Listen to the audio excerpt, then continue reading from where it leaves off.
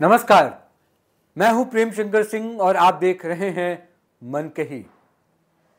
बिहार की राजनीति में अब ये सवाल उठने लगे हैं कि क्या नीतीश कुमार को हाईजैक कर लिया गया है, यानी कि उनके चाल चलन, उनकी गतिविधियों पर अब नजर रखा जाने लगा है। पिछले कुछ दिनों से नीतीश कुमार बीमार चल रहे हैं इस कदर कि कब कहां क्या बोलना है, कब कहां किस तरीके से पेश आना है, वहां भी वो चूक कर जा रहे हैं, यानी कि गलती कर जा रहे हैं, जिससे कि पार्टी की तो फर्जियत हो ही रही है, बीजेपी की फर्जियत हो ही रही है, यानी कुल मिलाकर गठबंधन की फर्जियत हो रही है। लेकिन सबसे बड़ी बात है कि नीतीश कुमार की भी फर्जियत हो रही है। अब उससे जो गठबंधन है उसकी छवि पर असर पड़ रहा है। तो नजर ये रखा जाने लगा है कि नीतीश कुमार कहीं कुछ ऐसा न बोल जाएं, कहीं कुछ ऐसा न कर जाएं कि फिर वो विवादों में आ जाए और उस पर सवाल उठने लगें और उन सवालों के जवाब गठबंधन को देना पड़ जाए। ताजा वाक्य मैं आपको बता रहा हूं, कल की बात है कि कल जो लॉबी है विधानसभा में, उस लॉबी में नीतीश कुमार जा रहे थे अपने कैबिनेट के साथियों के साथ।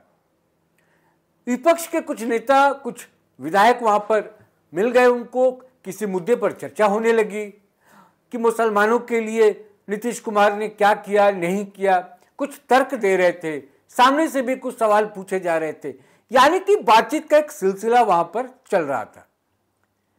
इस बीच देखा यह गया कि सम्राट चौधरी, जो कि डिप्टी सीएम है बीजेपी के, वो बार बार नीतीश कुमार को कह रहे हैं कि चला जाए नीतीश जी, अब चला जाए, कुछ और कार्यक्रम है या कहीं और इंगेजमेंट है उसको लेकर। लेकिन नीतीश कुमार बार बार ये कह रहे हैं कि 2 मिनट रुकिए ना, मुझे बात कर लेने दीजिए, चलते हैं।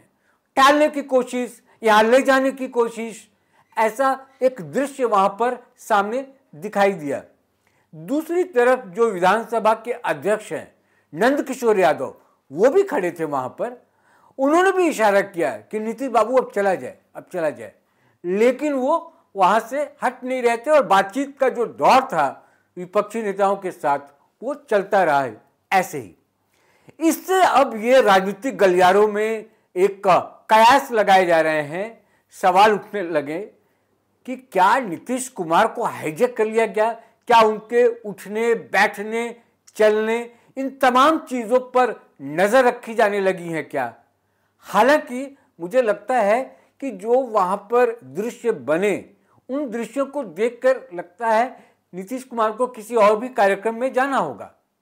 लेकिन क्योंकि मैं बार बार ये कह रहा हूं, इस वीडियो से पहले भी मैंने कई वीडियो बनाए, उसमें एक बात मैं महत्वपूर्ण तरीके से कहता हूं, वो ये है कि जब तक चुनाव नहीं हो जाता तब तक नीतीश कुमार को संभाल कर चलना होगा और ये जिम्मेदारी एनडीए गठबंधन के जो बड़े नेता हैं उनको भी देखनी होगी कि कैसे नीतीश कुमार को संभाल के ले जाएं। कोई ऐसा काम वो न करें, कोई ऐसा विवाद पैदा ना हो जाए जिससे कि छवि जो है वो धूमिल पड़ती हो। जो चुनाव होना है, बीजेपी के पास या जेडीयू के पास अभी कोई बड़ा चेहरा है नहीं, और बार बार जो तेजस्वी यादव हैं उनके बीमारी को लेके, उनके इन्हीं सब हरकतों को लेकर नीतीश कुमार जो पिछले 2 सालों से लगातार कुछ ऐसा कर जाते हैं जिसका जवाब देना भारी पड़ रहा है, उस पर नजर बनाए हुए हैं, सवाल उठाते रहते हैं। तो उससे बचने के लिए कवायद है। हालांकि इसको नाम ये दिया जा रहा है कि अब नजरबंद है नीतीश कुमार।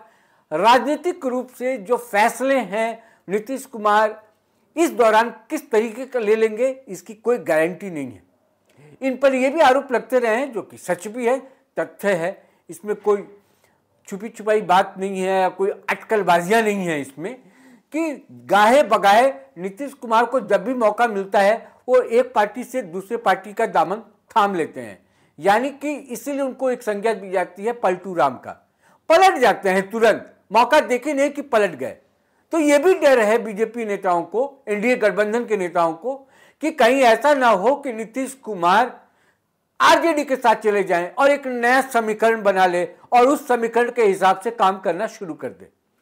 तो इससे भी बचा के नीतीश कुमार को रखना है, क्योंकि आरजेडी की तरफ से लाख आप नोक-झोंक देख रहे हो, सदन के अंदर भी और सदन के बाहर भी, लेकिन आरजेडी की कोशिश कम से कम लालू प्रसाद यादव, राबड़ी देवी मीसा यानी कि परिवार के जो और लोग हैं, अंदर खाने तेजस्वी यादव के मन में क्या चल रहा है ये तो मुझे भी नहीं पता, लेकिन कोशिश ये है कि आरजेडी की जो कोशिश है कि नीतीश कुमार उनके पाले में आ जाएं, और अगर नीतीश कुमार उनके पाले में आ जाते हैं तो जो जीत की गारंटी है वो 100% हो जाएगी। इस कोशिश में लगे हुए हैं।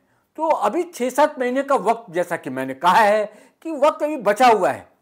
राजनीति में कुछ निश्चित नहीं है, पक्का नहीं है, कब क्या हो जाए कोई नहीं जानता।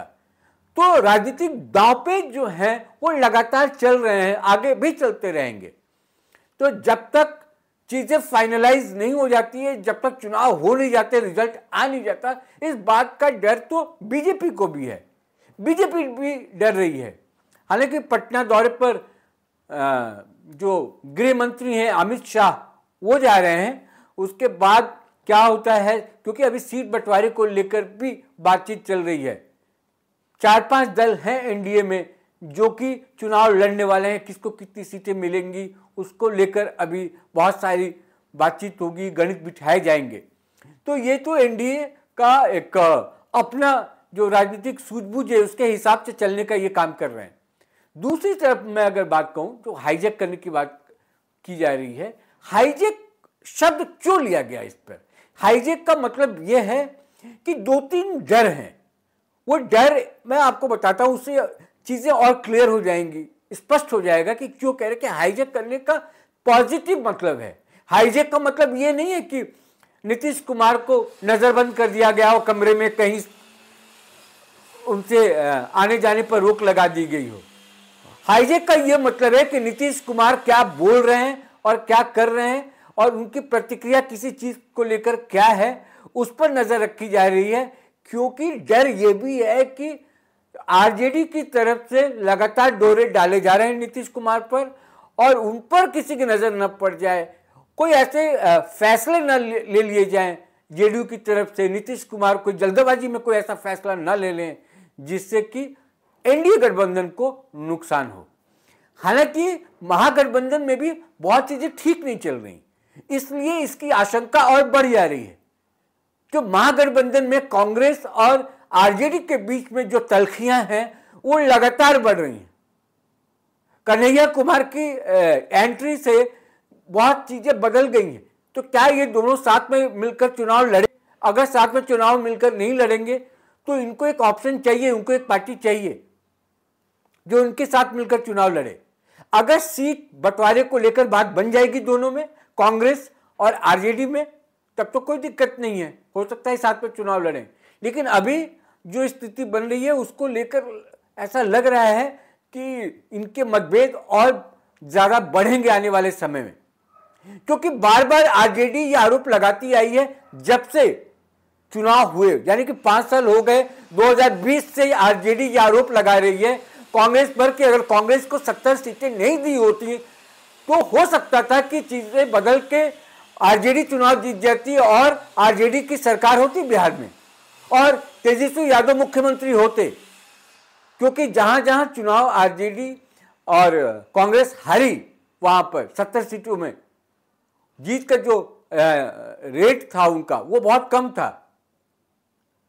तो कुल मिलाकर हाईजैक वाली बात इसलिए है, सवाल भी उठ रहे हैं कि नीतीश कुमार को हाईजैक सब इसलिए कर लिया गया है ताकि एनडीए इंटैक्ट रहे, एक रहे और एक होकर लड़ाई लड़े, क्योंकि अभी तक जो खबर यही है कि नीतीश कुमार ही एनडीए के नेता होंगे और उन्हीं के चेहरे पर यह 2025 का चुनाव लड़ा जाएगा।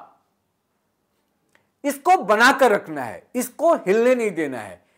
इस स्ट्रेटजी पर किसी को किसी को डेंट करने की परमिशन नहीं दी जानी चाहिए। इस पर बीजेपी काम कर रही है खासकर, और जेडीयू तो काम कर ही रही है। तो आज फिलहाल बिहार की राजनीति से इस खबर पर यही विश्लेषण था मेरा। आप मनकही देखते रहिए। जिन लोगों ने अभी तक मनकही को सब्सक्राइब नहीं किया है उनसे अनुरोध है मेरा, उनसे रिक्वेस्ट है कि मनकही को आप सब्सक्राइब कर लेंगे ऐसे ही नए विषयों के साथ, जिसको किसी ने सोचा नहीं होगा कि ऐसा भी हो सकता है, क्या वैसा भी हो सकता है, क्योंकि राजनीति बेसिकली संभावनाओं का क्षेत्र है। आप जितनी संभावनाओं को तलाशेंगे उस पर उतनी चर्चा होगी, उतना विश्लेषण होगा उसका। तो यहां नई नई संभावनाएं आपको दिखेंगी। इस वीडियो में इतना ही। नमस्कार।